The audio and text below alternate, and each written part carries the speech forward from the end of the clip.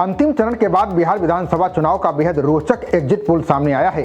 9 exit poll सर्वे के अनुसार बिहार में एनडीए फिर से वापसी कर रहा है।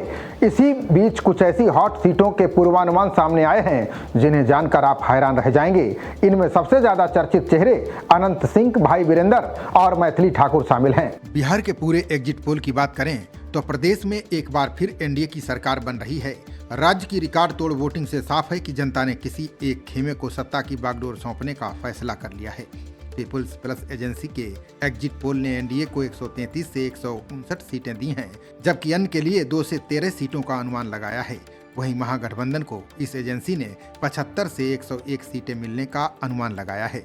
पीपुल्स इनसाइड ने बिहार विधानसभा चुनाव 2025 के लिए जो एग्जिट पोल दिया है उसमें एनडीए को 133 से 148 सीट मिलने का अनुमान लगाया गया है। वहीं अन्य पार्टियों और निर्दलियों को 3 से 8 सीटें मिलने की बात कही गई है। पीपुल्स इनसाइड ने महागठबंधन के लिए 87 से 102 सीटों का अनुमान लगाया है। इसने भी महागठबंधन को 100 से ज्यादा सीटें दी हैं। चाणक्य एजेंसी एग्जिट पोल के अनुसार इस बार एनडीए को 130 से 138 सीटें मिलने का अनुमान लगाया गया है। वहीं इसने अन्य के खाते में 3 से 5 सीटें दी हैं।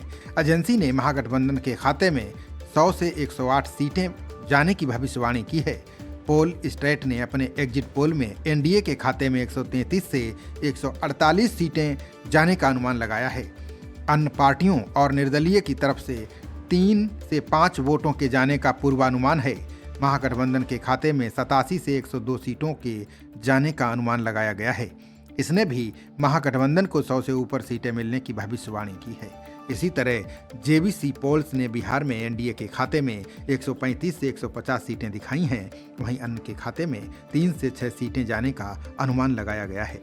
पोल स्ट्रेट एजेंसी ने अपने सर्वे में महागठबंधन के खाते में 88 से 103 सीटों की भविष्यवाणी की है।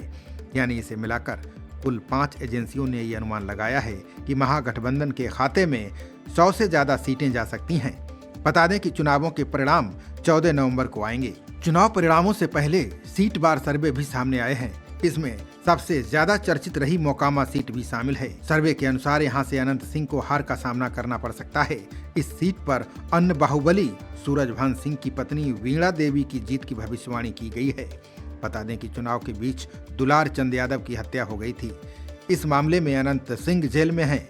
कैंपेन के आखिरी चरण में उनकी पत्नी नीलम ने ही चुनाव प्रचार की कमान संभाली। ऐसे में यहाँ ये देखना लाजमी होगा कि क्या एग्जिट पोल के अनुमान सही साबित होते हैं या अनंत सिंह जेल से चुनाव जीतने में कामयाब हो जाते हैं। मोकामा की तरह बिहार की मनेर सीट भी इस बार चर्चित रही। यहाँ से आरजेडी के दबंग छवि वाले भाई वीरेंद्र चुनाव जीत सकते हैं। उनका मुकाबला लोजपा रामविलास पासवान की पार्टी के उम्मीदवार जितेंद्र यादव से है। भाई वीरेंद्र यहाँ से कई बार विधायक रह चुके हैं। अभी हाल ही में पंचायत सचिव के साथ उनकी बातचीत का ऑडियो काफी वायरल हुआ था। इस सर्वे में दरभंगा की अलीनगर सीट को लेकर भी अनुमान जाहिर किया गया है। यहाँ से भाजपा के उम्मीदवार मैथिली ठाकुर चुनाव जीत सकती हैं। ये बात अलग है कि असली तस्वीर 14 नवंबर को मतगणना के दिन ही साफ होगी, जब वोटों की गिनती के बाद नतीजे आधिकारिक रूप से सामने आएंगे। बता दें कि इस बार बिहार में मतदान 2 चरणों में हुआ है। पहला चरण 6 नवंबर को और दूसरा 11 नवंबर को था। खबरों का सिलसिला जारी रहेगा।